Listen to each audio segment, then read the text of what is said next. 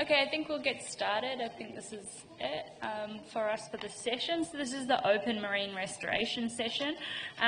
Just a couple of notes. I've heard that 2 of our speakers are not speaking, so we can make an executive decision together as a group as to what we're going to do about those gaps in the schedule. So we will have Alexandra speaking first, and then Susie Chapman, and then Kane, but then after that we've got 2 missing speakers before Ben. So we've got half an hour. We discussed maybe having a discussion session, so if that happens, or maybe you want to speak to the 3 presenters that had already presented. Otherwise, we're going to stay on schedule just for people that are coming specifically to some talks. Okay?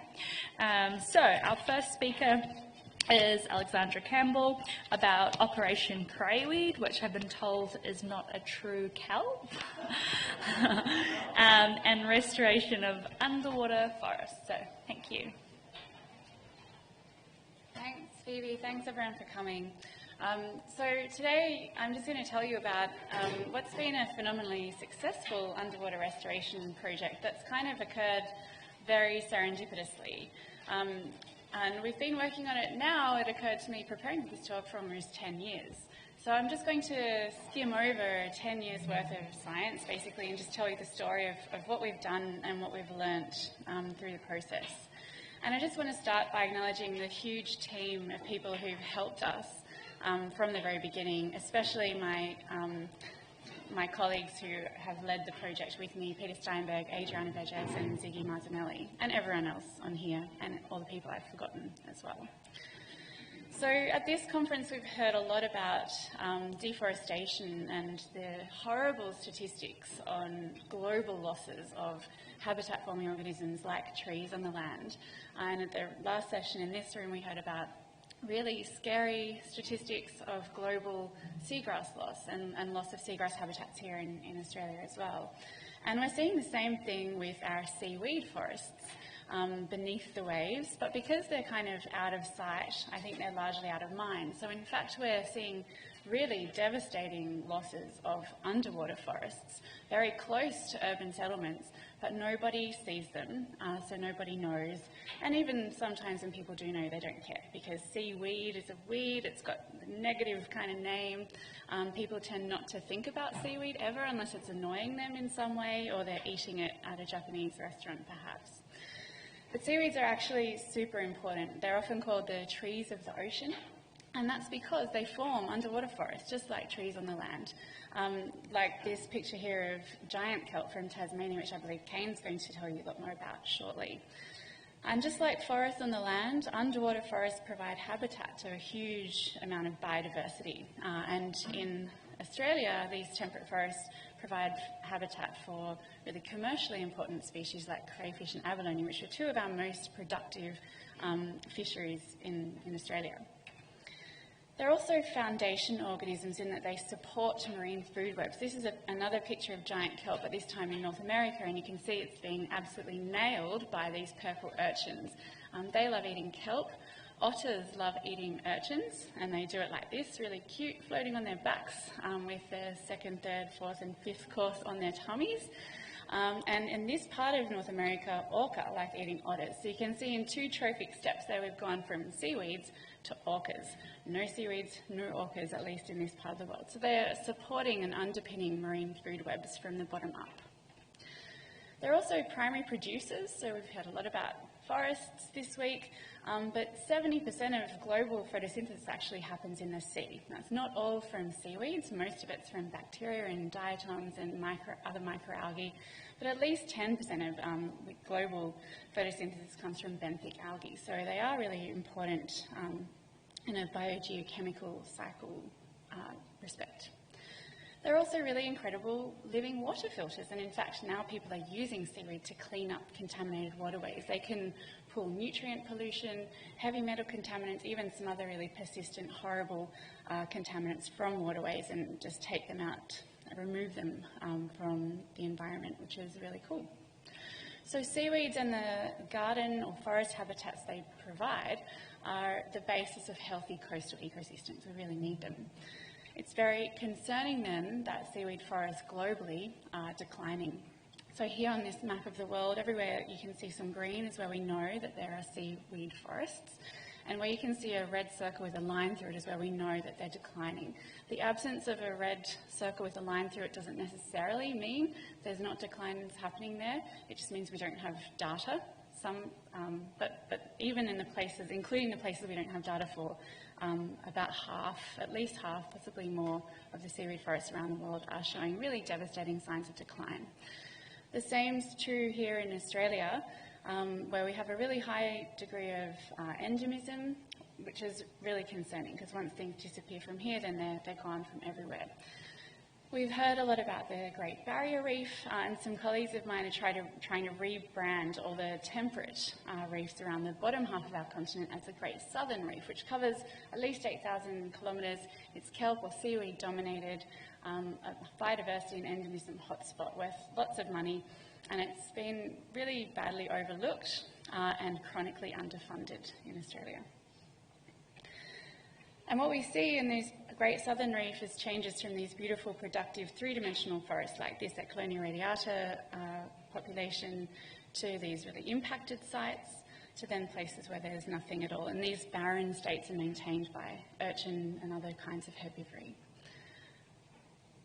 Now for the rest of this talk, I'm going to focus on this type of seaweed, which is a fucoid, not a kelp, Phyllospora cremosa, and we call it crayweed because it's habitat for crayfish, which I've already mentioned is a really productive, lucrative fishery here in Australia. About 10 years ago, our team published a paper that noticed, essentially, that crayweed, which used to extend from about Port Macquarie on the New South Wales coast all the way down the east coast of Australia and around Tasmania to Robe in South Australia, had gone completely extinct or missing from the Sydney metropolitan coastline. So about 70 kilometres of coastline, it was completely gone. So we still had it north and south of Sydney, but in that stretch of coastline, it was completely missing. It went missing, we think, in the 1970s, 1980s, and at the time, Sydney had a really big sewage problem. Poorly treated sewage used to go more or less directly onto the beaches and bays of Sydney, and the locals that we've spoken to about what it was like in Sydney at that time, because none of us were there, these are the kind of quotes we get from them. So it sounds like it was pretty bad, and very frequently beaches were closed because there was so much poo floating around, which isn't really very nice for anyone and probably not very nice for the Phyllospora or crayweed either. So even though, thanks to the construction of deep sewage outfalls, the water quality in Sydney has improved dramatically, the crayweeds never come back. And we were wondering, over a series of experiments, whether we could perhaps restore it, given that the processes that seem to have led to its decline have now stopped. So I'm going to gloss over 5 or so years of research into the feasibility of restoration, but what we did was eventually come up with a method which is shown here, where we collect fertile male and female crayweed from populations to the north and south of Sydney, bring them into sites where we know there used to be crayweed, but it's been gone for a while. And at those sites, we've drilled down these meshes onto the seafloor, which is quite a challenging, physically challenging task. And then we attach the fertile males and adults to these meshes with cable ties. So super techie. And what our aim is really is that those adults will stay attached to the benthos, creating a canopy that's really similar in density and size to the patches we see in the natural habitats, and have a whole lot of sex, basically. So we want these male and female crayweed to get busy, which thankfully they did. You can see sometimes it's quite difficult working on Bondi Beach because there's heaps of waves. Not a big surprise in retrospect. But if these adults can survive there for 6 to 12 months in these artificial restored patches, what we find is they do get busy and they have a whole lot of little crayweed babies, which we've called craybees because it's adorable. And this is what the craybees look like. They are also adorable, and they live on the very edge of the crayweed patches that we've produced. And so they seem to require the canopy that the adults that we put there provide to get to about this size, and then very rapidly, within a year, their adult size themselves, and within about 18 months they seem to be reproductive. And these guys are basically forming the foundation of a self-propagating, self-perpetuating population. Whoops. And this is a map that we've made of our first pilot site, where we installed a 20-metre square patch of adult fertile crayweed. They've done their thing. They've had a lot of seaweed sex. Their offspring have had a lot of seaweed sex, and now we're seeing these crayweed individuals popping up hundreds and hundreds of metres away from that original restoration patch, which is really exciting in only 6 years. What we're also seeing, and what we've been monitoring before and after doing the restoration, is that the biodiversity associating with those crayweed individuals and habitats is starting to return to what we see in those natural undisturbed populations as well. And so initially we were funded by the New South Wales DPI Recreational Fishing Trust, and our objective was to restore these habitats so that crayfish and abalone and other fish species might come back to Sydney and create more opportunities for recreational fishers. And so this is some early evidence that that process is happening, which is really exciting for everyone.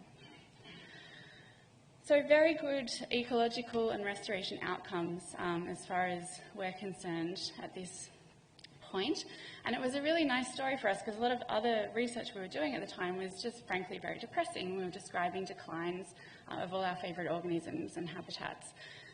So we felt that this was a really good news story that deserved to be heard, and certainly the feedback we were getting from people on the ground when we were in the water doing the work was really positive.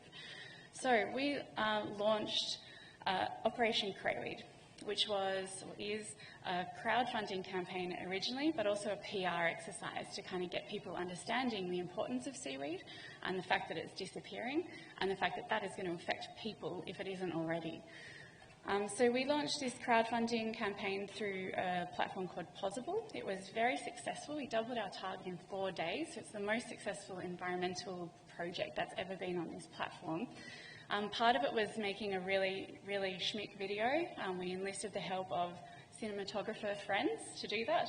And that, I think, was a really big key to our success, having a really nice, accessible, visually appealing video to show people.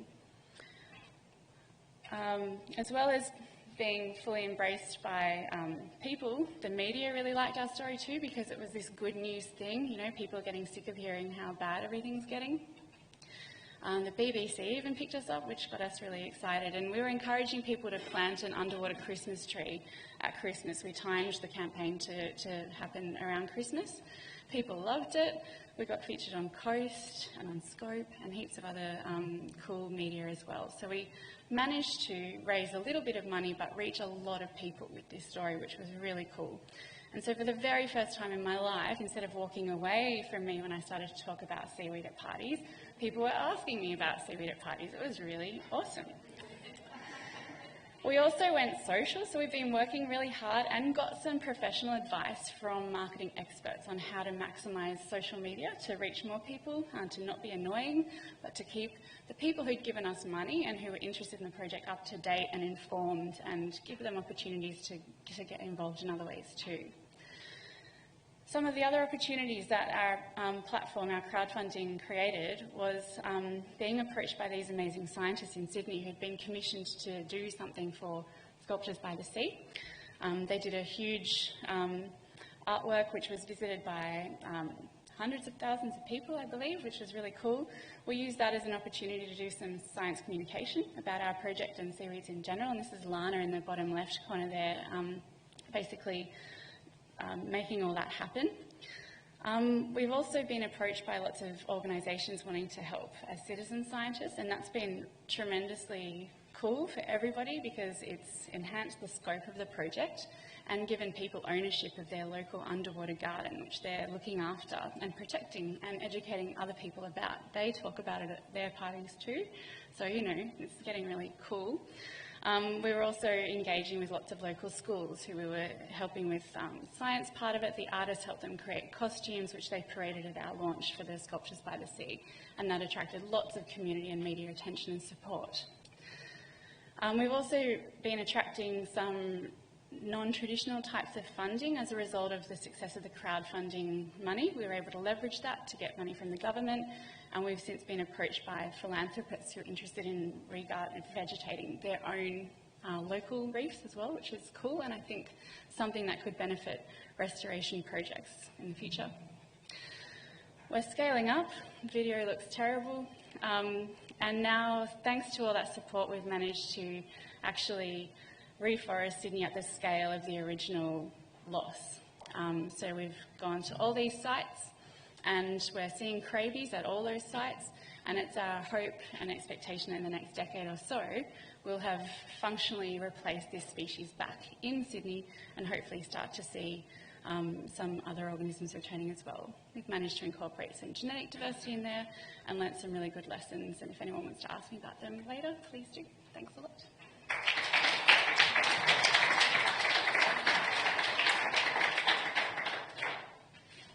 Thank you, that was a really great talk. Next up, we have Susie Chapman, and she will be discussing from little to big things. I'm just going to get up your...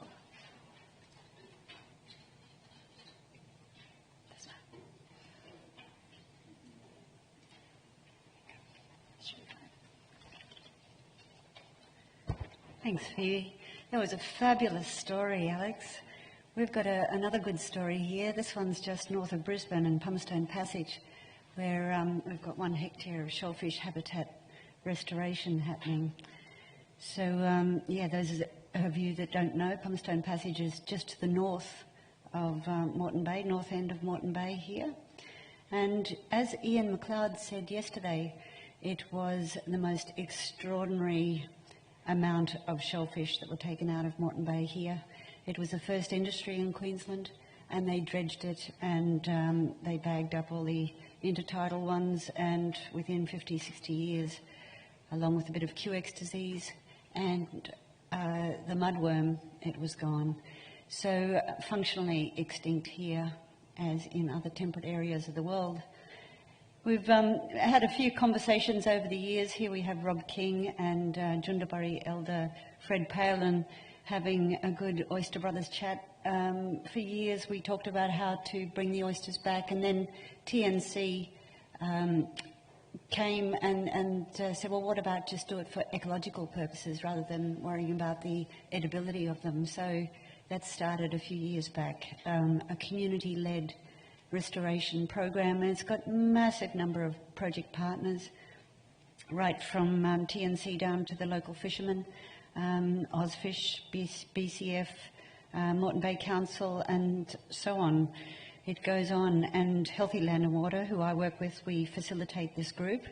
So yeah, it's been a wonderful story that started with the launch in 2016. We had the traditional owners very, very keen on the cultural heritage aspects of the shellfish, and there we have members of the Cubby Cubby First Nation and Jundabari, and this was Ian McLeod bringing folk from New Zealand and across Australia to Pumicestone Passage in November 2017 to have a big workshop on traditional owner values of the shellfish, and that inspired a lot of interest. We've got a lot of middens that carry the testament of many, many centuries of shellfish right throughout Pumicestone, but they're rapidly being eroded and removed with construction. So Michael Strong here, this archaeologist, we're undergoing a midden mapping exercise to dig down and see what stories are held within these middens, the diversity of shell and the size of shell. So really that's the Indigenous knowledge held there that we need to be understanding. So I really will spend a little bit of time here just to tell you about the legislative aspects of putting this project together, because it was one of the first two shellfish restoration projects in Queensland to get up, and state government were very nervous. It's the first subtitle one that was approved. So Noosa was just before us last year, and then we got approval in October last year. It's restoration is the operative word, because we had to prove to the state government that we were actually putting the shellfish back exactly where they were. So to do that, we had to trawl through all the fisheries archives in George Street and find all the maps and all the locations and productivity of the old dredge sites. And then we had to go through all the fisheries, the fish habitat processes, then do a certain amount of seafloor mapping to show the terrain and the roughness, the bathymetry. The whole of Pumicestone Passage is a high-risk navigation zone, so of course Maritime Safety Queensland were very concerned about that. In the end, we put forward to the state government and all the many, many agencies involved a number of different proposed sites, and we ended up just bringing it down to one site.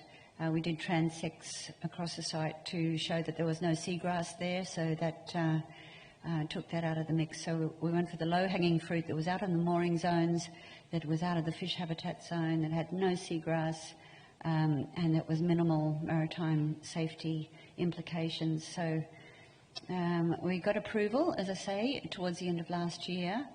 Also, we had to prove that the water quality was good enough to support shellfish. And on this, we were looking at the eastern side of the passage, and that's got better water quality than the western side, so we could actually demonstrate that the salinity, temperature and oxygen was adequate to support it. We did spat fall studies and showed that the maximum spat fall was December to March for the Sydney rock oyster, which is what we were targeting, but we're also looking at a whole diversity with leaf mussels and hairy mussels, and leaf oysters and hairy mussels.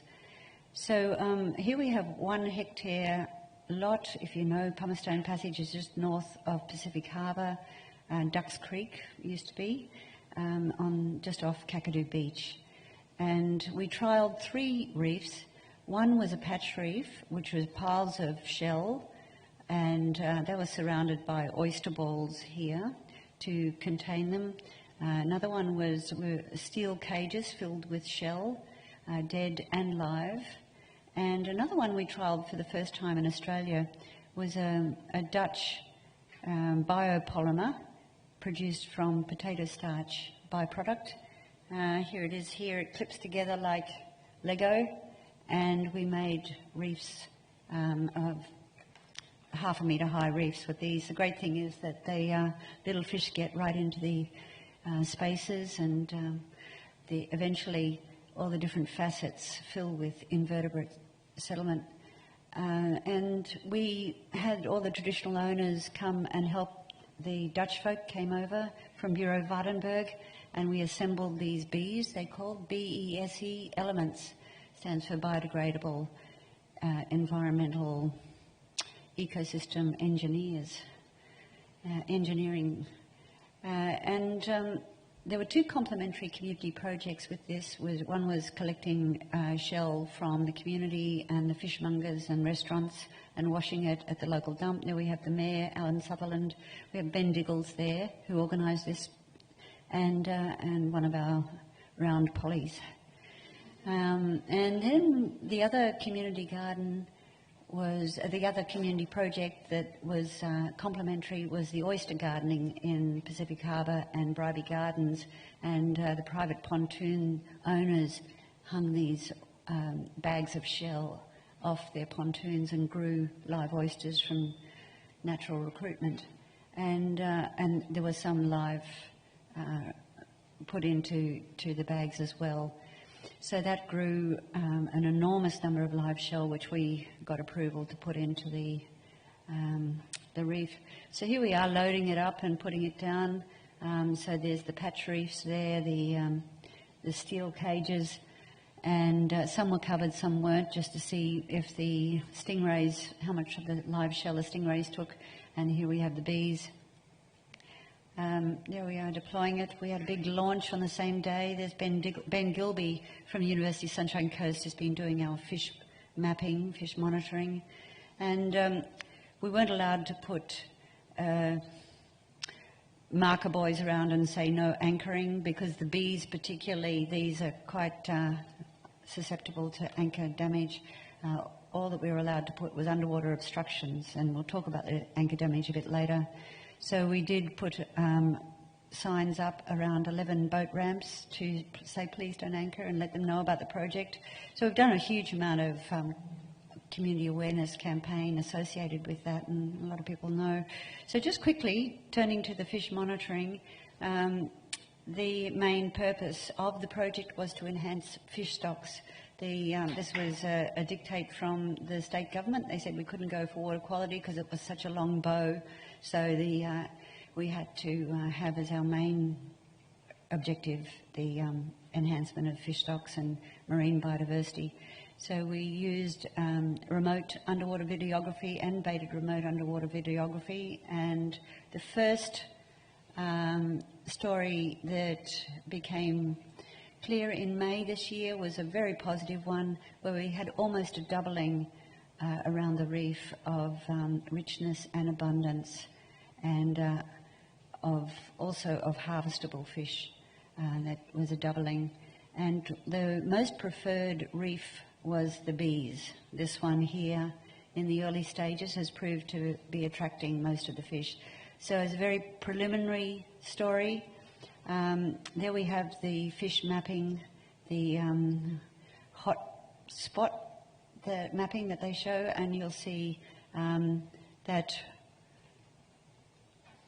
red rectangle is the reef over here, and you can see the pre-installation on the left-hand side, the post-installation on the right-hand side, and the attraction that's happening closer to the reef. As I say, very early stages, but we did see an increase in the number of species, number of harvestable fish that the bees were tracking as the most preferred, and some changes in distribution. So the research questions that came out of that was, can this be maintained over time and between seasons, but also does the installation simply attract fish, or does it actually increase the carrying capacity of the system? So that's something we'll be looking at in future. And then the invertebrate monitoring has just been done in September this year, and again, a very positive story. We're getting subtidal recruitment of the Sydney rock oyster, 56 spat average per 100 shell, and we're seeing some, that's the Sydney rock oyster spat there, and some colonial tunicates, and coralline algae and barnacles that are holding the separate shell together. So it's becoming solid, that the piles of shell are becoming quite a solid reef. Here's some photos of that. What we did learn is the sedimentation that you see here in this picture. On the left-hand side, some of the anchors dragged the blocks away. We had some using these oyster balls, and some just used besser blocks, and the anchors dragged the besser blocks away, and you'll see the edge effect here with all the sediment building up around the patch reef. On the right-hand side at the top, we've got before, that was the piles of shell with surrounded by the oyster balls, both to decrease the edge effect but also to contain them, as we were told to do by marine parks. And then down below on the right, you've got after, this was September, so you're getting quite a bit of growth on the oyster balls, but there's very little sedimentation and it's contained it well. So the adaptive management will be looking this summer to put in 4 much larger and higher patch reefs. We've got 15 cubes of shell washed, ready to go. It has to sit in the sunlight for at least 3 months. And we're getting another 15 cubes from Moreton Island. And so we'll make 4 big patch reefs, and we're going to put more robust fences. What we're trialling, what you see here, is a new design by Reef Design Lab in Melbourne, and they're 2 triangles that fit together, and so we'll put those around the edges of some of the patch reefs, 2 of the patch reefs, and there you'll see, this photo just came through yesterday, and they're very easy to freight because they're very stackable on a pallet. So that'll be interesting to see. And the other two big patch reefs will be trialling 4 beser blocks cemented together to create more of a robust fence and a higher fence that hopefully won't be dragged away by the anchors. So yeah, that's watch this space. It's a great story and everyone's pretty excited.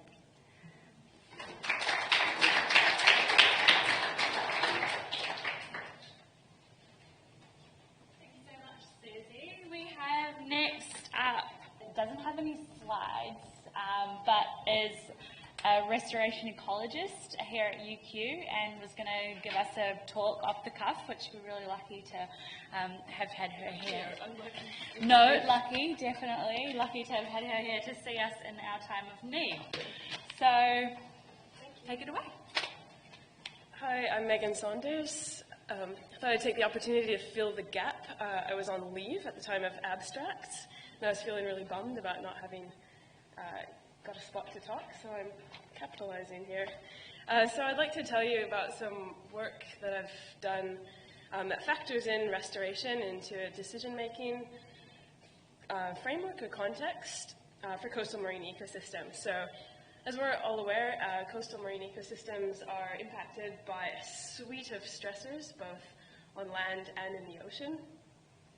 And this makes them really challenging from a management perspective, as it's quite difficult to decide where to invest limited conservation funds when there's many, many opportunities in different directions to invest those funds. So for instance, coastal marine ecosystems might be threatened by impacts in the ocean, like overfishing or destructive activities, development, or also on land, for instance, through clearing of catchments and the runoff of sediment and nutrients down into the coast. So the team that I worked with, mainly based here at UQ, is a big collaborative effort through the Center for Biodiversity and Conservation Science. We were interested in these, should we act on land or in the sea to maximize the area of a representative marine habitat? But not only that, should we be thinking about protecting habitats from ongoing stressors, or, and this is where you guys might be interested, should we be actually investing money into restoration? And so those are 4 kind of broad types of actions that we can take. There's a microphone. Our objective in this research, this is a modeling study, was to maximize the area of a representative marine habitat. So that was our kind of objective. And we had 4 broad actions: restore the marine ecosystem directly, protect it from ongoing threats, restore the adjacent landscape, or protect it from ongoing threats. And so for the purpose of this talk and the research, the landscape was riparian areas along streams. And mechanistically, those riparian habitats are really important for protecting the erosion of sediments and nutrients from the landscape down into the ocean, where they impact seagrass. And the mechanism that we looked at was through the reductions of benthic light availability to seagrass when you have increased sedimentation. So that's sort of the context of the work. And the study area that we looked at was southeast Queensland, so local to here. We looked at seagrass meadows in Moreton Bay.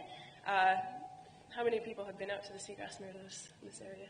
A few people? Yes. Amazing, amazing area, 200 square kilometers of seagrass. Sea turtles, dugongs, incredible. They've been impacted quite a bit, especially in inshore areas, from degradation of the catchment.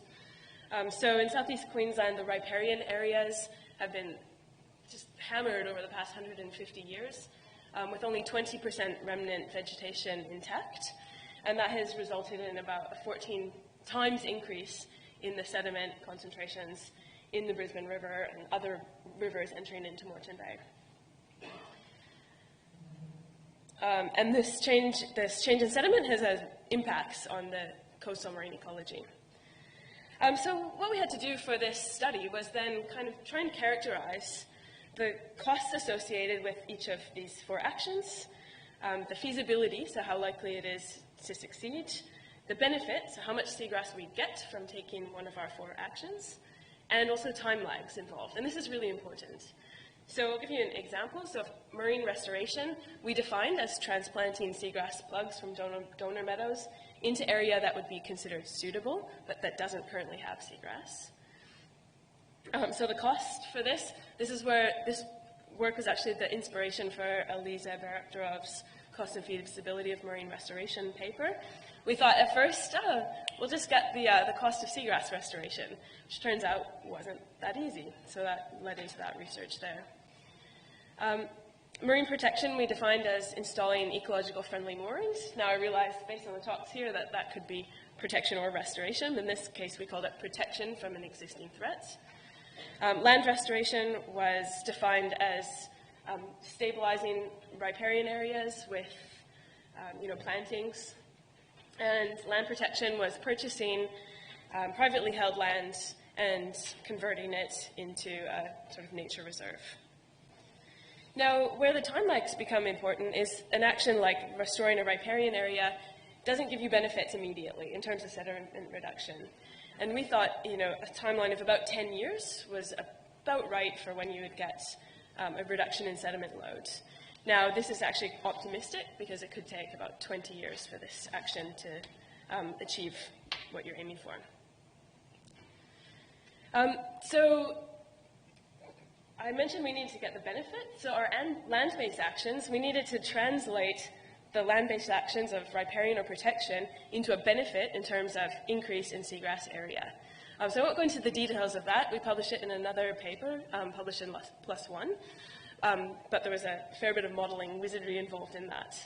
But it was a really important step, and it's one of the most difficult things in terms of land-sea conservation, is actually translating your land-based actions into a marine benefit. So the way that we approached our study here was we developed we call it a dynamic landscape model.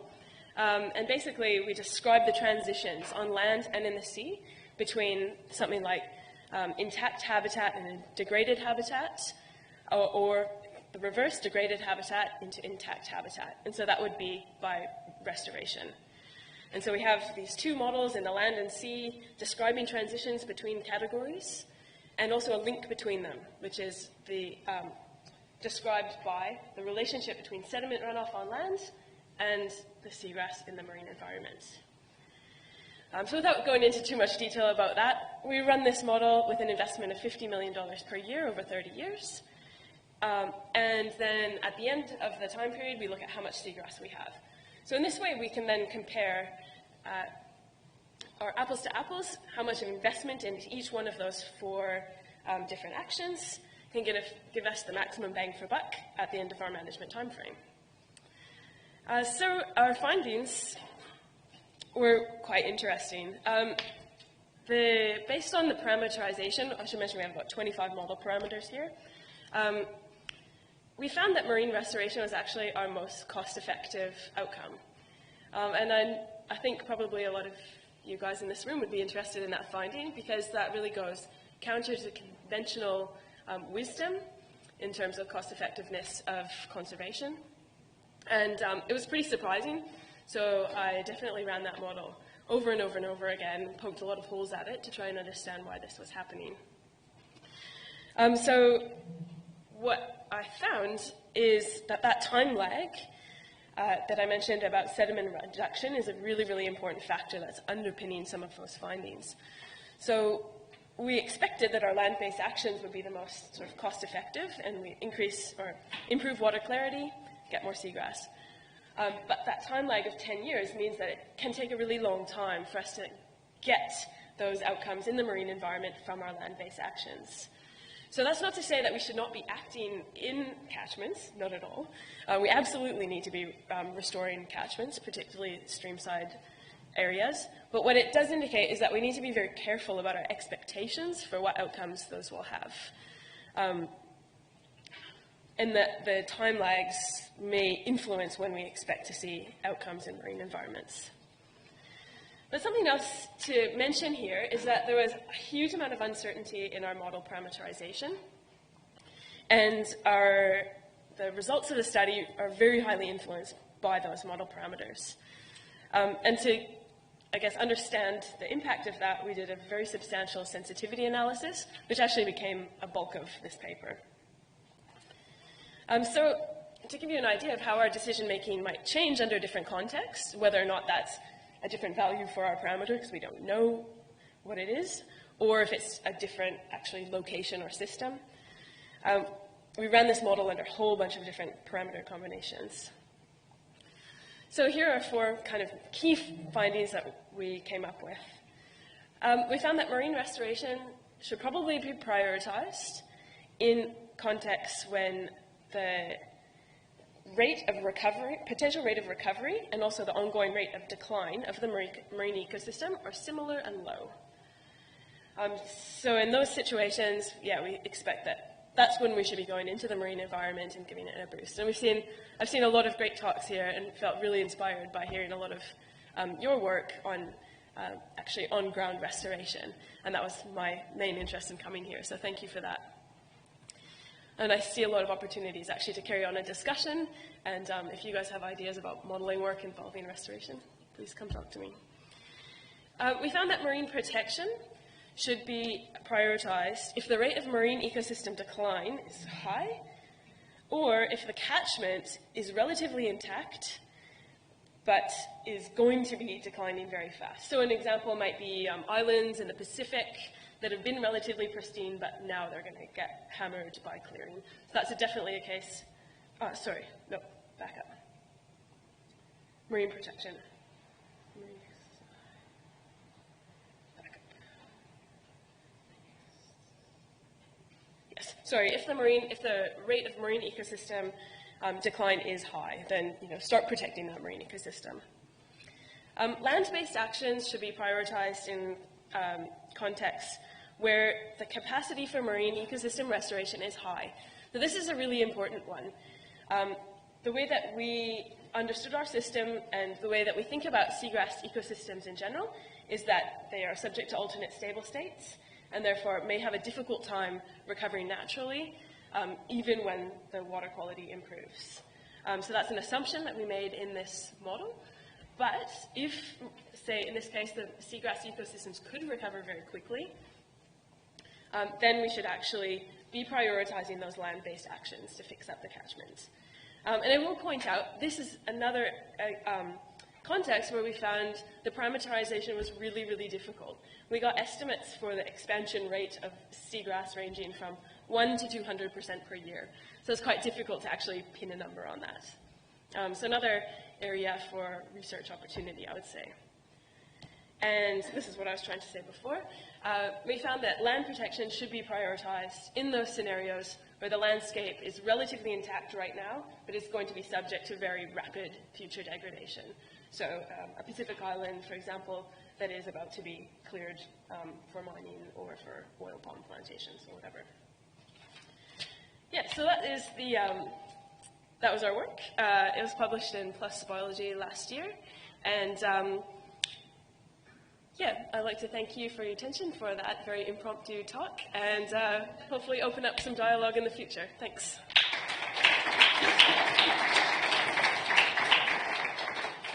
Thank you, Megan. Are there any questions for her? Oh, there's one. Did you have a comparison where it's literally a business as usual food mistake? And did you then compare your different scenarios to that? Thank you. Yeah. Well, potentially like carrying on the decline of seagrass and then Yeah. greater like in time. Yes, I forgot to mention that point actually. All of the kind of results are all actually relative to the counterfactual. Yeah, so it's kind of, the do nothing is wrapped up into that result. Yeah. It depends on your parameterization. Yeah, so could be decline, could be increase, depending on the balance of those numbers. Yeah, thanks. Yes? Is there costs associated with some of these? So with the costs of restoration, where those numbers come from? Yeah, so the cost and feasibility of seagrass restoration led into Elisa's meta-analysis, so those numbers are straight from that paper. For riparian restoration, let's see, those numbers actually came from discussions with colleagues at the former SEQ catchments. Yeah, so we had to just ballpark feasibility on that. We said 50-50 based on practitioners. The costs, I don't actually remember off the top of my head whether that number was published or a personal communication, but it was based on practitioner sort of information. For land protection, it was based on the purchase price of land of that sort of type in that sort of study region. And marine protection was based, this is a little bit of a trick actually, but it was based on the buyout of the trawl fishery when the Moreton Bay Marine Park was established. Yep. So the both protections, we considered them 100%, marine protection we considered 100% feasible, riparian restoration was 50% feasible, seagrass restoration was 30% feasible, and land protection was 100% feasible. Yeah. So I can have a discussion later on, but I think something like this will be interested in the West Coast Would be great. as well, because we're working out in Rochester to develop some expenditure analysis of what has been done in the past and what we're doing now and seeing if there's cost change. Oh, good. We really need to. Yeah, that'd be good. Thank you. Thank you. Thank you very much for the impromptu talk. Okay, so we have 5 minutes until Ben's talk, and we're going to wait those 5 minutes so that people who are coming from other rooms can come and watch. And so, bathroom break, find people you want to talk to. I will call us to order in another 5 minutes or so. Does anybody have my notes? Just, if anybody's got any notes that are not there, ask the cleaner to do that.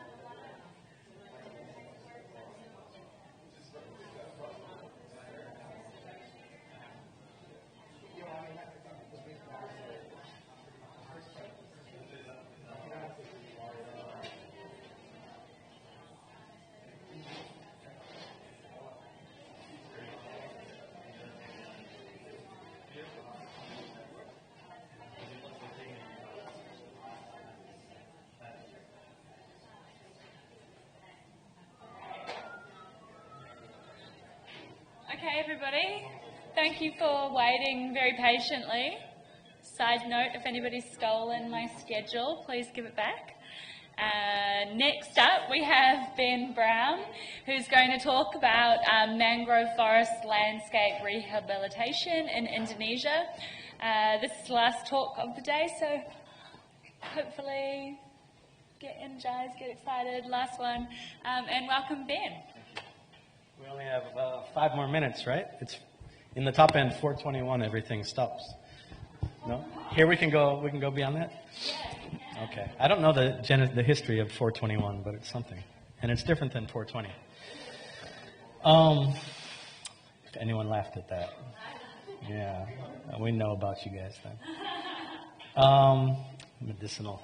All right, so my name's Ben. I always start out talks like this when I don't really know what I'm going through. This is chapter 6 of a PhD thesis that is half written. And so I start out talking about things I understand a little bit, and then it gets convoluted, I think, and I don't really have a conclusion today. So anyway, let's just get into it. How do I go? Uh-oh. There we go. Laser, nice. So I'm the founder of an NGO in Indonesia called Blue Forest, which used to be Mangrove Action Project Indonesia. Right now I'm doing my PhD at Charles Darwin University, assessing opportunity to restore mangrove forest landscapes in Indonesia.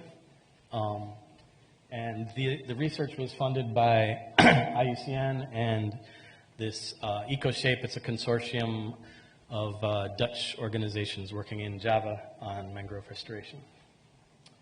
And yeah, the talk today is a diagnostic of policy and finance, institutions, governance to undertake mangrove forest landscape restoration after multi-stakeholder groups have decided where restoration opportunity is. So let's see, to start this talk, just recently, this last year, Indonesia policy mandated this real lofty target of mangrove restoration, where they want to restore all of their mangroves. They think 3.49 million hectares of mangroves is their total, historical total. In the literature, it ranges between about that and 4.2. So they want to restore, right now, 1.8 million hectares are degraded or converted, and they want to restore it all by 2045. And that's policy, so it has to happen. This is nice timing for me for my PhD because it kind of sets them up for, can it be done? And no, it can't be done. So what percent can be done and how can you sort of, unclog some bottlenecks and develop pathways so at least a bigger percentage of it can be done. This is a common mangrove restoration project in Indonesia and in most of the world, to be honest, where there's these mass plantings of one species of propagule, in this case Rhizophora mucronata, beyond the natural threshold of where mangroves live. So they live down to mean sea level-ish, and then they plant these mudflats, tidal mudflats. And why do they do that? There's kind of 2 reasons I've found out. One, a lot of people don't really know the natural extent of where mangroves grow to. And so, yeah, and there's not much institutional learning. So these are planted annually. I'll talk a little about that later. The second thing is the areas behind the mangroves where things have changed. Conversion has taken place, like mostly to aquaculture, nowadays to oil palm, infrastructure, et cetera, et cetera. That's all contested land. So there's land tenure issues. So a manager in some district will be given a target of planting 40,000 seedlings every year, and they have nowhere to put them. So they put them in this muddy, perfect substrate in the intertidal, but it's too low for mangroves to grow, and the forest will tell you that.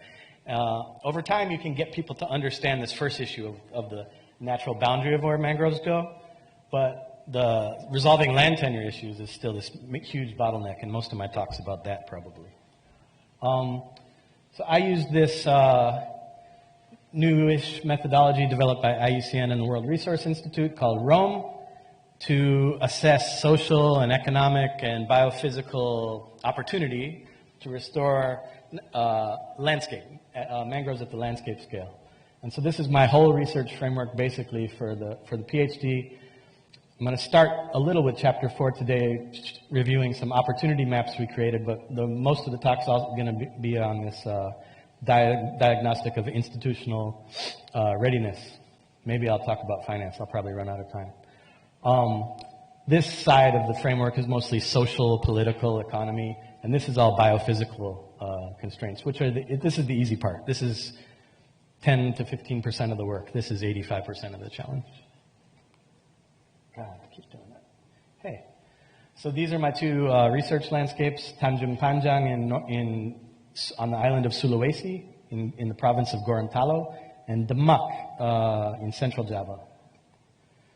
Tanjung Panjang looked like this. The pink was mangroves. This area is a nature reserve. This area is now something else I'll talk about a little later. This is what's happened to most of that landscape, even in the strict nature reserve. Conversion to aquaculture ponds. And so this is 2015, and we've lost from 8,800 hectares of original mangroves in this area, in this landscape, we only have 3,500 left. So we've lost 60% of the mangroves. 5,300 hectares have been converted to aquaculture. There's a little more aquaculture in the area too, because it's up in the, we don't really have too much salt marsh, I guess you would call it, or hinterland boundary. Demak looks even worse than that. Demak in central Java is on the northern coast of Java, which is by and large sinking, subsiding and eroding. This is 10 years of erosion. That's 1.5 kilometers of erosion. Subsidence rates in this area have up to 30 centimeters of subsidence a year. Lots of factors: aquifer depletion, all the mangroves are gone, the cheniers are gone, the sandbars are gone, sand mining, every kind of problem you can name. These are former rice fields that were converted to aquaculture areas as the sea came up. The former aquaculture areas are actually out here, and the mangroves were here. And this is what it's like to live in the village now, in many of these villages, where mangroves have come into the house is abandoned, people have moved to a city to find work, or people live with floods, tidal flooding twice a month. It's really horrible. So yeah, they've lost almost all of their mangrove coverage. Through a year-long process with my NGO, local universities, lots of other stakeholders, and lots of government people, and the fish farmers and communities themselves, we got together, did some field work, lots of workshops, meetings, to identify restoration opportunity in these landscapes. And we looked at biophysical constraints. We got drones out, took surface elevation measurements, looked at the forest, remnant forest, propagule sources, all that kind of stuff. Looked at policy, governance, land use history, existing conflict, many things. So it's all in that Rome manual, the steps you kind of go through, about 6 steps. And we ended up with these restoration opportunity maps. The first landscape, Tanjung Panjang and Gorontalo, they made 3 maps, 3 scenarios, which have now turned into phases and have been ratified by the government. So this restoration is supposed to happen. The first scenario was very conservative. They just wanted to restore the green areas here, just the coastal green belt. And they made an agreement in 2013, even before we started this process with the police department and the government, that would take place, green belt restoration. And that's only 133 hectares of rehabilitation, or about 2.5% of the degraded landscape. The second scenario is restoring essential ecotones. That's the dark green areas, which is the coastal green belt, as well as the light green areas, some bigger, more substantial forest areas, and riparian corridors. And that would result in about 840 hectares of restoration. And the final scenario, or phase, is near full restoration in the nature reserve, which by national policy has to be restored through ecological restoration techniques. And This hasn't changed between scenarios 2 and 3, but the total rehab area is about 2,500 hectares. So it's substantial and half of the degraded landscape. Not too bad. I guess I'll stop for a second and say that, so it took a year, and there was a lot of work that went on for 5 years before this to kind of advocate for a restoration. It took a year and a lot of money, time, resources, just to get even half of the landscape in a state, like in a political state, to be restored. So these big targets that say we gotta restore all of Indonesia's mangroves in 40 years or 30 years are likely untenable. And so we'll learn that more and more as we go on. The next landscape's even worse. So this also took a year, and there was a lot of people involved, stakeholders, etc. The area available for restoration is only 0.4% of the degraded landscape here. Here in Demak, from 13,000 hectares, they have 900 hectares of mangroves. So they lost 93% of it. But only 0.4 of that is available for restoration. These little green bits, ponds on the edge that are sinking, that are really unproductive. And so farmers are working with Wetlands International and a few other groups to restore these. And they, with incentives and payments, etc. But still, after a year of negotiations and money, they're only willing to restore 0.4% of the landscape. They also get money for these blue dots to reinvest in the aquaculture, to fix the aquaculture a little more inland. So they're much more interested in repairing aquaculture than they are in restoring mangroves. There's no mandate in this area to restore mangroves from a governance aspect. I think I get into that later. I know I'm talking too slow for all the stuff I got to cover. What it might look like eventually on the ground if we get to restore, I do whole talks on ecological mangrove restoration. Not today, though. We learned our method from Florida. That's my former boss and supervisor, Robin Lewis, who developed ecological mangrove rehabilitation as a trademarked kind of method. And here's a project we worked on in Florida when he was kind of young and I was proper young back then. It's about a 500 acres, 300 hectare project or so, and in Westlake, Florida, restoring the hydrology of this area where dredge, this area, the intercoastal area was dredged, the substrate was elevated, casuarina invaded and grew there. We took out the casuarina, created a series of tidal creeks, and all of this is natural revegetation of Florida's 3 mangrove species. We applied that, we started to apply that in Indonesia in 2003 is when we started, using hand tools. And this is an area in North Sulawesi, our first trial, where 20 hectares of disused shrimp ponds were restored. No bulldozers, just hand tools back then. And a lot of species came back, quite successful, captured in this book. All right, so that's a little of the history of this. After realizing that people were offering up very little land for restoration, although we have money, so to do restoration in North Sulawesi, I have about 9 million euros. To do the restoration in Demak, Central Java, we have several million euros as well.